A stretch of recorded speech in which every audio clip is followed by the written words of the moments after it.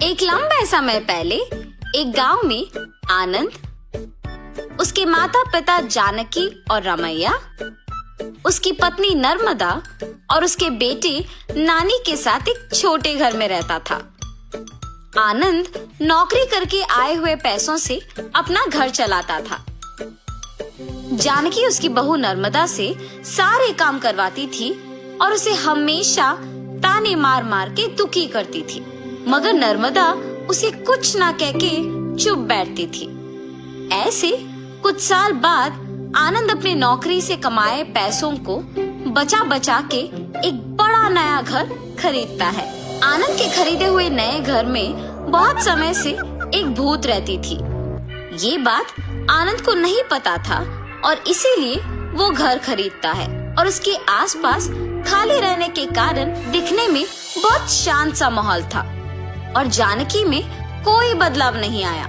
नए घर में जाने के पहले ही दिन नर्मदा की गलती के बिना ही उसे ताने मारती है। दुखी होकर नर्मदा बिना कुछ खाए और सोए अपने कमरे में जाकर रोती रहती है।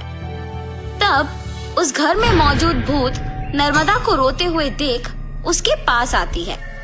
बगल में परछाई को देख नर्मदा तुरंत खड़े हो जाती है। तब वो भूत नर्मदा के सामने आके खड़े हो जाती है। उसके चेहरे पे घाव, खुले बाल देख के नर्मदा डर जाती है। बाप रे, भूत भूत!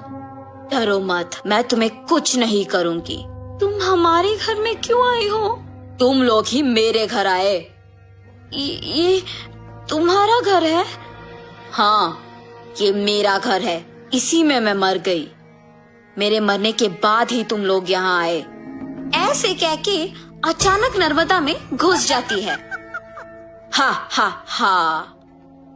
ऐसे हंसते हुए सो जाती है। सुबह उठ के जब जानकी देखती है कि सारा काम वैसे का वैसे ही रह गया, तब नर्मदा नर्मदा बहुत बार बुलाने के बावजूद जब वो नहीं आती है तो जानकी ही उसके पास जाती है। हाँ, तुम अब तक उठी नहीं?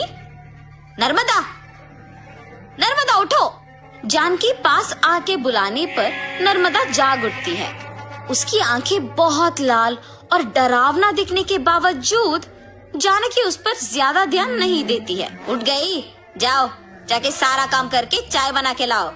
मेरे ही सामने जोर से बात करके मुझे काम करने के लिए कह रही हो? ये कह के उसका हाथ जोर से पकड़ लेती है। नहीं, तुम कुछ मत करो। आज से सारा काम मैं ही करूंगी, मुझे छोड़ दो। जाओ, जाके सारा काम करो। ठीक है, ठीक है। ऐसे कह के जल्दी से सारे काम खत्म करती है। ये क्या सच में मेरी बहू है? इसके मुंह से कभी एक लफ्ज भी नहीं निकला और आज ये मुझसे सारा काम करवा रही है। तुरंत ये सब मुझे अपने बेटे को बताना होगा। और ऐसे अपने बेटे को सब सच बताती है। तब वो कहता है, जितना भी गुस्सा क्यों ना हो, ऐसे तो नहीं कहते हैं माँ। आप अगर उससे अच्छे से पेश आएंगे तो वो भी अच्छा ही रहेगी। उसके बारे में क्या मुझे नहीं पता? उसके बेटे का ऐसे बात करने पर जानकी कुछ नहीं कहती है और अपनी बहू से डरने के कारण वो सारे काम खुद ही करती है। नर्मदा, नए घर खरीदने की खुशी में मैं अपने कुछ दोस्तों को घर बुला रहा हूँ। सारी चीजों का तुम्हें ही ध्यान रखना होगा। ऐसे बोल के चला जाता है। नर्मदा कुछ बात किए बिना खड़े रहती है। उसके बगल में खड़े जानकी के पास जाके वो कहती है, तुम्हारे बेटे की बातें सुनी है ना तुमने? सारी तैयारी तुम्हें ही करना होगा। ऐसे जोर से कहती है। अगले दिन आनंद दोपहर को अपने दोस्तों को घर ले आता है। नर्मदा, तुमने सारी तैयारी कर ली ना? हाँ जी। और ऐसे सबको खाना परोसती है और सभी हंसते हुए बातें करते रहते हैं। सभी व्यंजन स्वादिष्ट है भाभी जी।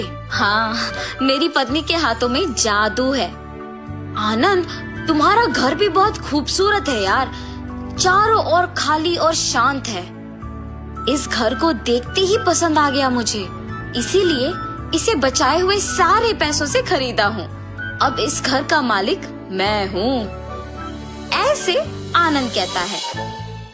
ये सुनते ही नर्मदा तुरंत भूत बनके अजीब आवाजें बनाती है। उसका सिर नीचे झुका रहता है और अजीब आवाजें आने के कारण सभी उसी को देखते हैं। नर्मदा, क्या हुआ तुम्हें? नर्मदा अचानक अपना सिर ऊपर करती है और क्या इस घर का मालिक तुम हो? मैं हूँ इस घर की मालकिन। ऐसे उसे घूरने पर आनंद अचानक हवा में ऊपर उड़ने लगता है। नहीं, ये तुम्हारा ही घर है, मुझे छोड़ दो। ऐसे कहने पर आनंद को नीचे छोड़ देती है। ये सब देख के घर के सारे मेहमान भूत भूत कह के वहाँ से भाग जाते हैं। नर्मदा जैसे उसे कुछ पता नहीं है अपने कमरे में जाके सो जाती है।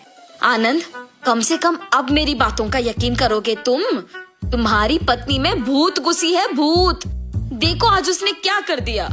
हाँ माँ, अब हम क्या करें? एक मांत्रिक को बुलवाना ही पड़ेगा।